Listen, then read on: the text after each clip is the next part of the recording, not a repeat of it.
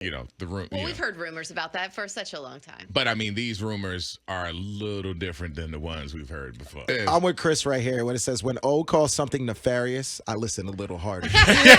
Here, Travis Kelce is catching a little heat from one of the former ESPN reporters, Todd McShay. Todd McShay was going on the record saying that every show that I watch now, every pregame show, every halftime show, post-game show, weekday show, every show out there, it's like they're not allowed to say that Travis Kelce is painfully out of shape. Oh, my God. And he said he's been partying all off season. It's like it's not allowed to say it. He's like he's been jet-setting around with the most famous person probably in the entire world. Yeah.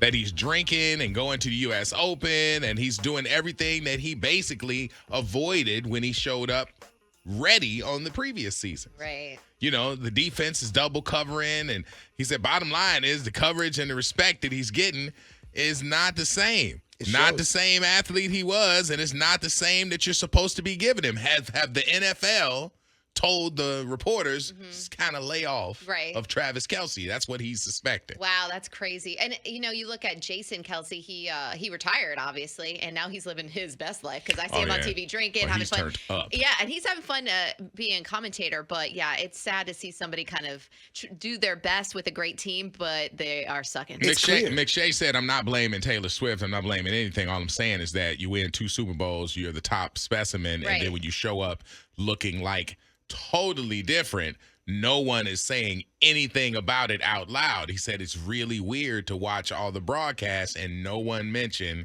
the fact that this man looks a lot different than he's shown up in the previous seasons, and we've seen his first off season with Taylor Swift on the run. Yeah, and even if it wasn't that his appearance was obvious, his haircut is terrible. Yeah, his mustache and his gameplay is horrendous. Yeah, that's what I'm saying. I think you need to get back to the buzz cut and get that mustache. That mustache is throwing off your equilibrium. They're trying to grow out his hair, so it's like at that awkward stage where it kind of looks like a bowl cut right now. I don't know if you noticed that. Like Dumb and Dumber. He just doesn't look like he looks like what's his name from what's the uncle on Uncle Rico? Yeah. He looks like Uncle Rico. Oh, That's who he looks like. When you look at him with that mustache and that little bowl cut, he looks like he's hanging out with Nappy Dynamite. Throw it over this mountain. Yeah, exactly. In the sea of Diddy news, the stuff that has been reissued now because of Diddy's plight, they've now started leaning on the old audio of Tupac and what Tupac had to say about who shot him. So do you think Puffy was involved in the shooting? Only they can answer that question. I have my own opinion, but I wouldn't slander their name like they did mine. I wouldn't say things that I knew, you know what I mean? I believe so. I do believe so. I have proved things that I could say that will back up my claim, but this is not for the world to know about. You know what I mean? It's between me and him, and only he knows. So every time he say it didn't happen, or that's the only thing that makes this become an issue to everybody. Because you seen what I said in the Vibe article. I basically bowed out and was going to go ahead about my life. The next issue, that wasn't even the next issue because them cowards waited about 4 issues before they got their story together. 4 issues later, half of New York is commenting on me getting shot. And before, they was all like, we didn't see nothing. In the first issue, read it, Vibe viewers.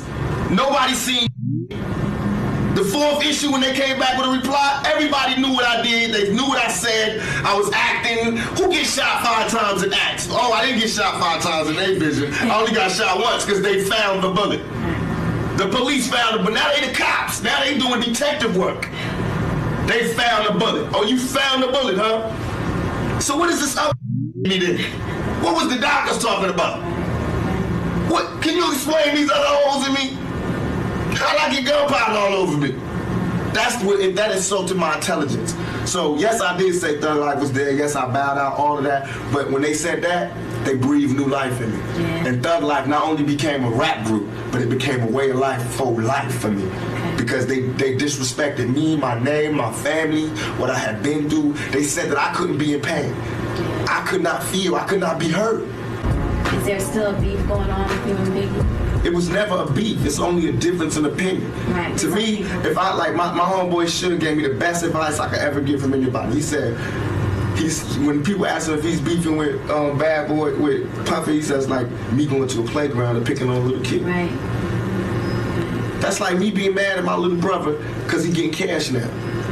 I'm not mad at that. I'm just mad at my little brother when he don't respect me. Yeah. Now, when you don't respect me, I'm gonna spank your ass. I don't give a how rich you got on the block. I'm your big brother.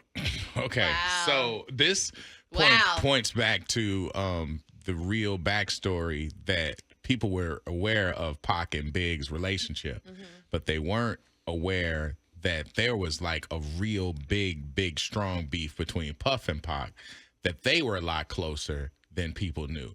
And they had a falling out. Yeah.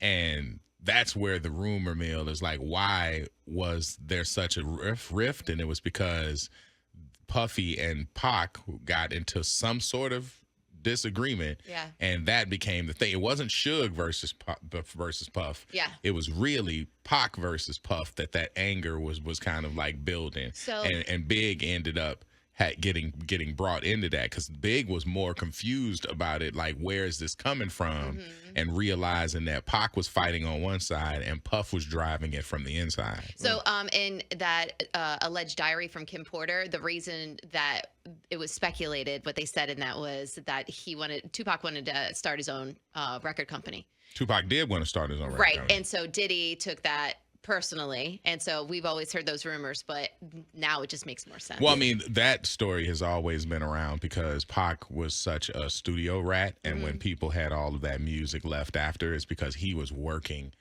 like really hard after that financial breakdown of what he owned. Yes. He had a lot of stuff, and he couldn't gift his mom any stuff because he didn't own any of it. When he was finding out the houses and everything else belonged to Death Row, he was like, yo, so wait, I got this stuff, but it's just borrowed. He's like, so he was finding out the money wasn't right. Right. So he's like, well, let me just complete my album deal, crank out all this music, and then I can go out here and do my own thing. Move on, yeah. On the opposite side, Big was out here trying to get out of his contract because the money splits weren't right. So he was cranking out music so he could get done, so he could go do the commission with Jay-Z and the whole deal over there. So that's why he kept talking about the commission. Like, so everybody was going to leave Puff. Right, exactly. And then all of the demise happened. I didn't know about this, and they portrayed it very well in the Notorious movie. Yeah. And that's like, I didn't know about the whole shooting and what happened in like the radio station and all that. No, it was the recording studio. Yeah. That happened Recording in New studio, York. that's what it was. Yeah. I also didn't know that or see the back cover of one of Tupac's albums where did you see that Diddy's in the ballerina outfit? Yeah. I mean, they had some personal beef going on. Some people have alluded to the fact that they thought, it was more nefarious. Yeah. I'll just say. Right. The room. Well, we've heard rumors about that for such a long time. But I mean, these rumors are a little different than the ones we've heard before. You talking about the Faith Evans thing? No. What you talking No, about? the Faith Evans thing was more so fallout where Big got brought into it because then they dissed him that way. Yeah. And then now Big had to be the principal in it. But before that, there was just rumors that, I mean, a lot of people was just out there like Puffy had this crush on Pac. Like, and they had this thing, and then a rift just immediately happened, and they don't know what made it happen. Nobody knows what occurred, but now it fits the narrative of today because now everybody's waving that flag around about Puff. Yeah, out of the 863, the book says the beef with Pac and Diddy was because he tried to make a pass at Pac and wanted Pac to sleep with him and Kim because they were constantly having threesomes, but Pac wasn't gay and he kept saying no, he wasn't going for it. So that is what originally started it. That's what I didn't want to say.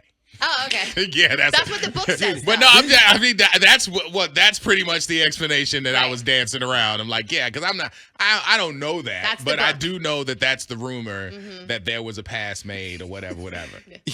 Now, mind you, that there was a pass allegedly made at Pac that he didn't respond very vehemently and violently, and that was from a legend, so-called Quincy Jones. Oh, man. Because he was dating his daughter at the time. And there's a big story about when he was picking up Kedada and he was like, let me talk to you for a second. He thought, let me talk to you because you're a thug.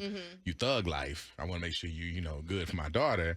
And Quincy Jones apparently switched it up and made an offer to him that he could refuse, and he did apparently. Yeah. But he didn't do it as vehemently as most. He just basically. Put Hey it man, out there. hey man, out here in Hollywood, we do a little strange, Yeah. you down? Yeah. And he was like, no, man, I'm good. I'm just here to pick up your daughter, man.